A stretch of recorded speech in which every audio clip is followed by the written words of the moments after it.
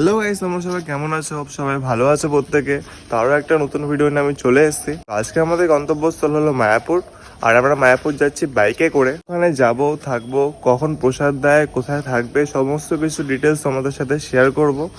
তো তোমরা যদি মায়াপুর যেতে চাও 1-2 দিনের ছুটির জন্য, অবশ্যই ভিডিওটা দেখো। ভিডিওটা তোমাদের জন্যই। এখান থেকে মায়াপুরের ডিস্টেন্স দেখাচ্ছে হলো 2 ঘন্টা 30 মিনিট অলমোস্ট। দেখেন না গাইস, 121 কিলোমিটার। তো এখন বাজে হলো 5-6টা অলমোস্ট। তো আমরা আশা করছি 8:30টার মধ্যে পৌঁছে যাবো।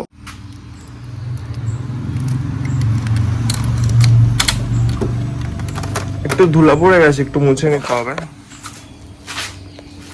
আইয়ে,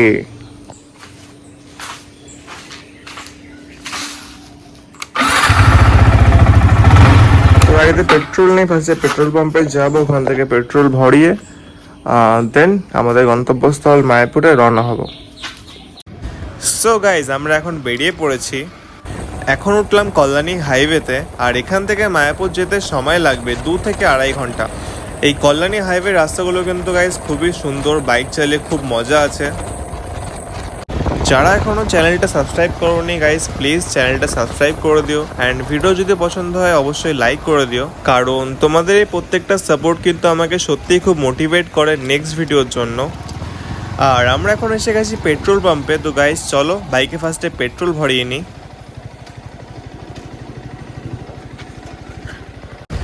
জাস্ট একবার রাস্তাটা দেখো, একদম স্মুথ রাস্তা। যারা যারা বাইক নিয়ে মায়াপুর যেতে চাও, প্রথমে তোমাদেরকে কল্যাণী হাইওয়ে ধরে কল্যাণীতে পৌঁছাতে হবে। দেন কল্যাণী থেকে NH-12 ধরে কৃষ্ণনগরের দিকে এগোতে হবে। তো গাইজ, যারা যারা বাইক চালাতে ভালোবাসো, বাইক রাইডিং করতে ভালোবাসো, তারা কিন্তু মায়াপুর অবশ্যই বাইক নিয়ে আসতে পারো। যারা যারা ট্রেনে করে মায়াপুর যেতে চাও, দুরকমভাবে যেতে পারবে। প্রথমত, শিয়ালদা থেকে কৃষ্ণনগর যাওয়ার ট্রেন ধরে প্রথমে কৃষ্ণনগর নামতে হবে। দেন ওখান থেকে মায়াপুরের ডিরেক্ট অটো পাওয়া যায়। অ্যান্ড সেকেন্ড, শিয়ালদা থেকে নবদ্বীপ যাওয়ার ট্রেনে নবদ্বীপ ধাম নামতে হবে। দেন ওখান থেকে অটো করে ঘাটে পৌঁছাতে হবে। ঘাট থেকে নদীর ওপারে যাওয়ার জন্য লঞ্চ বা নৌকা দুটোই পেয়ে যাবে। ওপারে পৌঁছে ইসকন মন্দির যদি হেঁটে যাও তাহলে লাগবে 10 মিনিটের মতো। আর ওখান থেকে টোটো অ্যাভেলেবেল পেয়ে যাবে। যদি টোটো করে যাও তাহলে লাগবে 4 থেকে 5 মিনিট। অ্যান্ড ট্রেন ছাড়াও তোমরা ধর্মতলা থেকে ডিরেক্ট বাস পেয়ে যাবে, যেটা ইসকন মন্দিরের সামনেই নামাবে। তো এরকম কাজের ফাঁকে একদিনের জন্য বা 2 দিনের জন্য ঘুরে আসা কিন্তু প্রত্যেকের জন্যই দরকার। অ্যান্ড গাইজ, আজকের ওয়েদারটাও কিন্তু একদম অসাধারণ। এরকম ওয়েদারে যদি এরকম একটা রোড হয় তাহলে কিন্তু বাইক চালায় একটা আলাদাই মজা। ओ मेरे रांझे बता दे मेरी गड़बड़ी, कर ले मुखबरी ना कर जोरा जोरी। ऐसी प्रीत मेरी है निगोड़ी चुलबुली, करे जो झक जोरी। क्यों ना सूरज की किरणें आने दे मेरे नींद। अब चल जाने दे जो भी बीत, ओ जगे ताने पे জাস্ট হোটেলে এলাম। টোটাল টাইম লাগলো অ্যারাউন্ড 3 ঘন্টার মতো। 7টার সময় বেরিয়েছিলাম, এখন অলমোস্ট 10টা বাজে পৌঁছেছি হোটেলে। তো টোটাল 2.5 থেকে 3 ঘন্টা লেগেছে। মাঝখানে 15 মিনিটের জন্য ব্রেকও নিয়েছিলাম। এবার আমি তোমাদের হোটেলটা পুরো ঘুরে দেখাবো, কিভাবে তোমরা আসবে, সমস্ত কিছু তোমাদের সাথে শেয়ার করবো। সো আমরা যে হোটেলটা আছি সেটা হলো হোটেল AJ প্লাজা। বাস স্ট্যান্ডে এসে বা ঘাট থেকে বেরিয়েই ডান দিকেই কিন্তু দেখতে পারবে এই হোটেলের ব্যানারটা। ওখান থেকে বাঁদিকে ঢুকে যাবে। আর সামনে কিন্তু এখানে পার্কিংয়ের ব্যবস্থাও আছে। তো যারা এখানে বাইক নিয়ে আসতে চাও বা গাড়ি করে আসতে চাও, তারা কিন্তু এখানে হোটেলের নিজস্ব পার্কিংও পেয়ে যাবে। তো সামনের গেট থেকে ঢুকেই ডান দিক করে একটা ছোট্ট গলি পড়বে, ওখান থেকে তোমরা সোজা এগিয়ে গেলেই কিন্তু দেখতে পারবে হোটেল AJ প্লাজা। আর সামনেই কিন্তু তোমরা দেখতে পাচ্ছ জলঙ্গি নদী। আর এখান থেকে নৌকা ছাড়ছে নদীর ওপারে যাওয়ার জন্য। হোটেলটা একেবারেই জলঙ্গি নদীর পাশে। তো এদের যে রিভার ভিউ রুমগুলো আছে, ওখান থেকে ভিউটা কিন্তু অসাধারণ। তো গাইস চলো যাওয়া যাক ভিতরে। আর হোটেলে ঢুকতেই সবার আগে তোমরা একটা সুইমিং পুল পেয়ে যাবে। আর এই সুইমিং পুল থেকে একটু ডান দিকে হেঁটে গেলে একটা অসাধারণ ভিউ পাবে তোমরা। জাস্ট একবার ভিউটা দেখো গাইস। এখানে বিকালে বসে কিন্তু এক মনোরম পরিবেশের উপভোগ করতে পারবে তোমরা। আর ঠিক এর পিছনেই পেয়ে যাবে সুইমিং পুল। আর এখান থেকে সোজা গেলেই হোটেলের রিসেপশন। এখন আছি হলো 4th ফ্লোরে। আর এটা আমাদের রুম 116 নম্বর। আর 4th ফ্লোরের বালকানি থেকে একবার জাস্ট ভিউটা দেখো।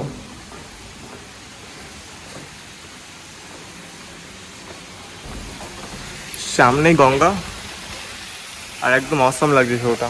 আর নিচেই আছে একদম সুইমিং পুল। এটা কিন্তু মায়াপুরের ফার্স্ট হোটেল যেখানে সুইমিং পুল আছে। আমাদের রুম, চলো তোমাদের রুমটা একবার দেখাই।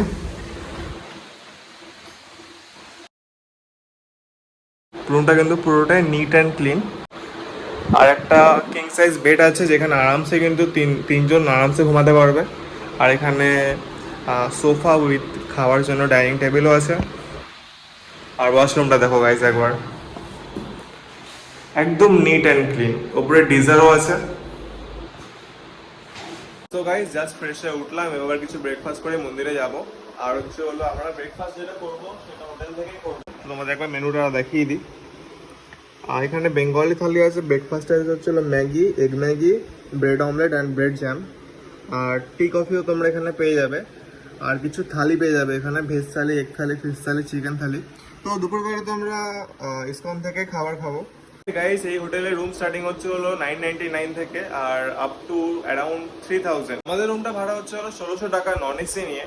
রুমের ভাড়া কিন্তু ঠিকঠাকই আছে, খুব একটা বেশিও নয়, খুব একটা কমও নয়। একটা ভালো সুইমিং পুল যেহেতু আছে তো রুমের ভাড়া ঠিকঠাকই আছে।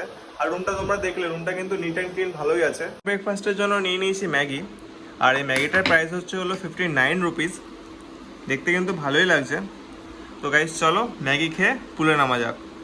এখন নেমে গেছে সুইমিং পুলে, ঠিক আছে গাইস। আমরা এখন মন্দিরে যাবো, ওখানে সমস্ত কিছু ডিটেলস তোমাদের সাথে শেয়ার করব। কখন প্রসাদ দেবে, কিভাবে তোমরা রুম বুক করবে, অ্যান্ড মন্দিরে অনেক কিছু আছে সেগুলো সব কিছু শেয়ার করবো। তো গাইস চলো যাওয়া যাক।